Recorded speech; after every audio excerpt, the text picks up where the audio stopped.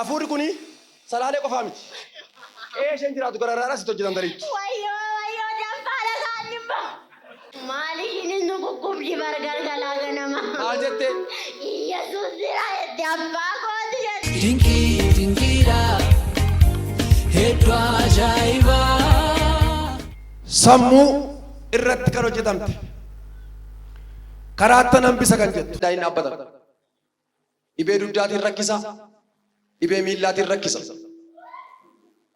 Danda'anii dhaabbatan. Warra kaan hirkaa daa'ima nyaadha jedha. Inni dhaabbatan amma. Nama fakkaate kan itti fayyadamu. Harmee isheen ajjeesa jedha afurii tokkos.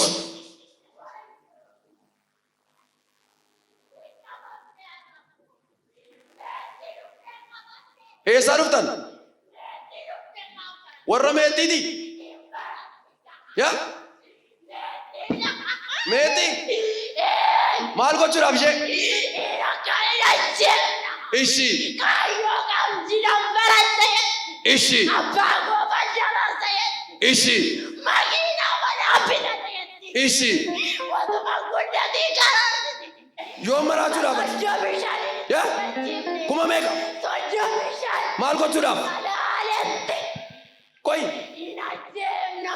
Eessaatti hojjetamtan eessaatti? Naannaa kam? Salaaleetti hojjetamne kana. Karaa tamsuudhaaf? Karaa tamsuudhaaf? Eegaa. Koi. Naan guddata jetti bara. Kottu ba?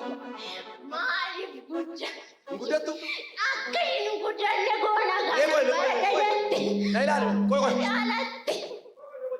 Yoo guddatte maaltu ta'a? Karaa hunda isaa yaadde qaqqabdi. Nama guddatu hin jaallattaniisi? Hin jaalannu maal akka ishiin daaraa taatu akka ishiin nama hin taane.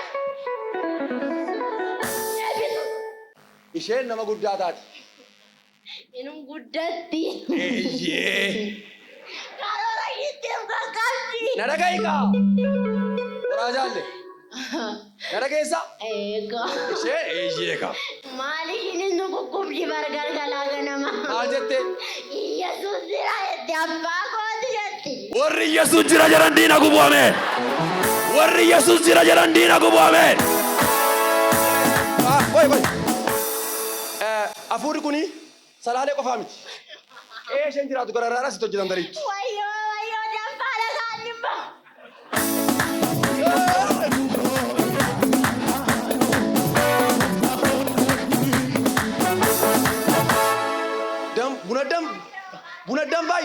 Buna danfaa. Fidi dam. An buna danfu malee hin beeku. Diina kee danfisu Waaqayyo. Diina kee danfisu Waaqayyo. Maa ta'es rakkisaa kee danfisu. Isa duwwaa miti hin soobde. Isa tokko himu.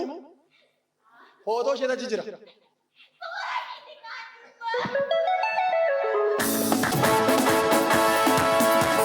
Hin raawwatee nama guddaa taate gisa sadii geessa. Bade.